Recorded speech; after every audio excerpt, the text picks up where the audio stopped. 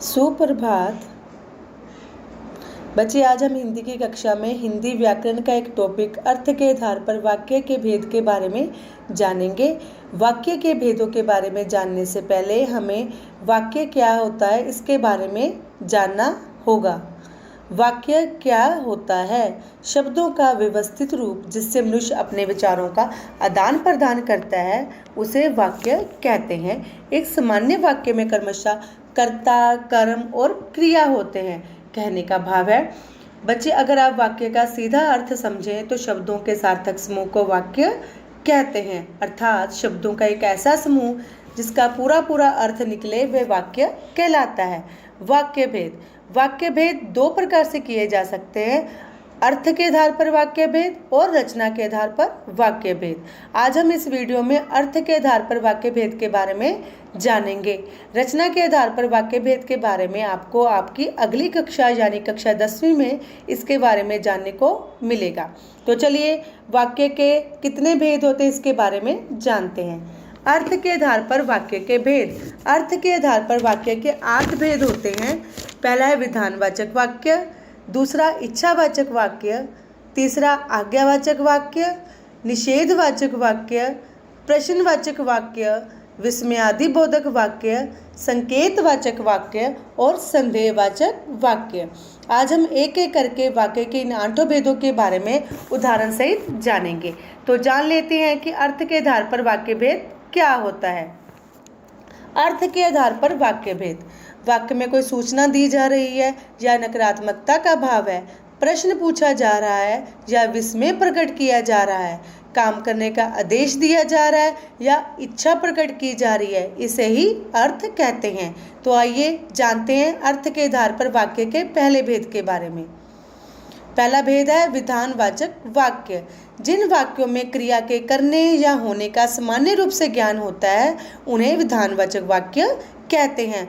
इन वाक्यों का हम ज्यों का त्यों स्वीकार कर लेते हैं। उदाहरण के तौर पर जैसे सूर्य पूर्व में उदय होता है, पेड़ हमें शीतल वायु प्रदान करते हैं, भारत एक देश है। जैसा कि उदाहरण से स्पष्ट होता है कि इन वाक्यों में हमें ना कोई प्रश्न करना पड़ रहा है, ना ही संदेह, ना कोई आश्चर्य का भाव है।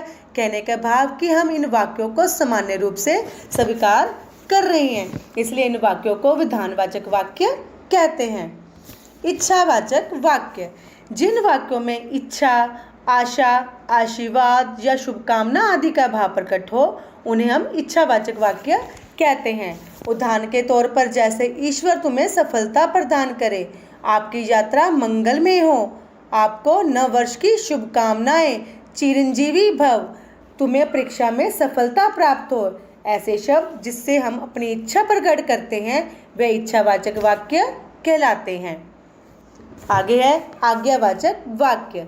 जिन वाक्यों में आज्ञा देने अथवा लेने का बोध होता है उन्हें आज्ञावाचक वाक्य कहते हैं। उदाहरण के तौर पर जैसे मोहन प्रतिदिन विद्यालय जाया करो, कृपया मेरे लिए एक पत्र लिख दो, बच्चों पढ़ने जाओ, सब चुपचाप बैठो। इन वाक्यों में हम देखते हैं कि किसी न किसी को आदेश दिया जा रहा है। इसी प्रकार जैसे उदाहरण के तौर पर क्या मैं घर जा सकता हूँ, क्या मैं पेन ले सकता हूँ, इन वाक्यों में हम अनुमति मांगते हैं।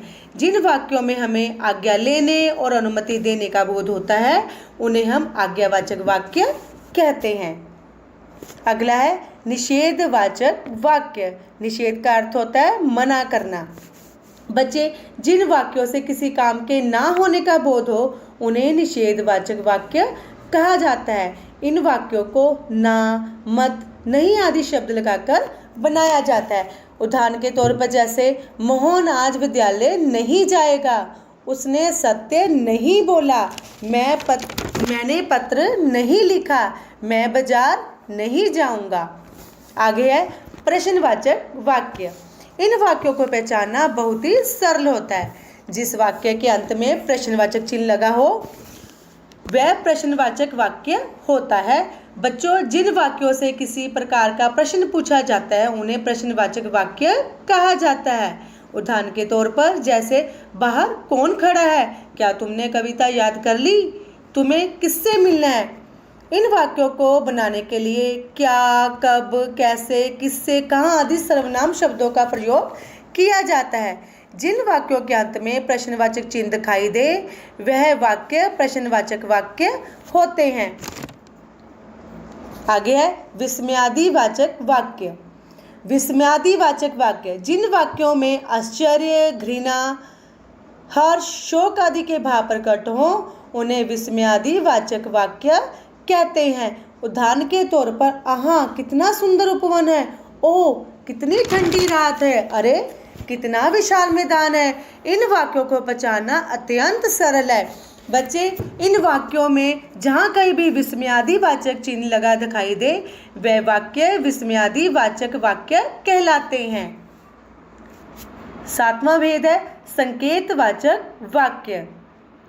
जिस वाक्य में एक क्रिया का होना दूसरी क्रिया पर निर्भर करता है उसे संकेतवाचक वाक्य कहते हैं। जैसे, यदि वर्षा होती तो फसल अच्छी होती, क्या तुम पढ़ाई करते तो पास हो जाते।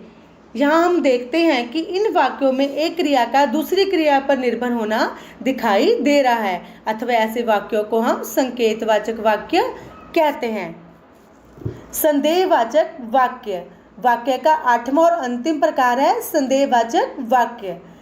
जिस वाक्य में काम पूरा होने में संदेह का भाव प्रकट होता है उन्हें संदेहवाचक वाक्य कहा जाता है। जैसे, वह अब जा चुका होगा, रमा खाना पका चुकी होगी, अब शायद बारिश बंद हो जाए। इन वाक्यों को पढ़ने से स्पष्ट होता है कि कार्य होने में अभी संदेह है, अतः ऐसे वाक्यों को हम संदेहवाचक वाक्य कहते हैं। मुझे उम्मीद है कि अर्थ के आधार पर वाक्य के 8 भेदों यानी कि विधानवाचक, इच्छावाचक वाक्य, आज्ञावाचक वाक्य, निषेधवाचक वाक्य, प्रश्नवाचक वाक्य, विस्मयादिबोधक वाक्य, संकेतवाचक वाक्य और संदेहवाचक वाक्यों को आपने उदाहरण सहित स्पष्टीकरण आपको हो गया होगा।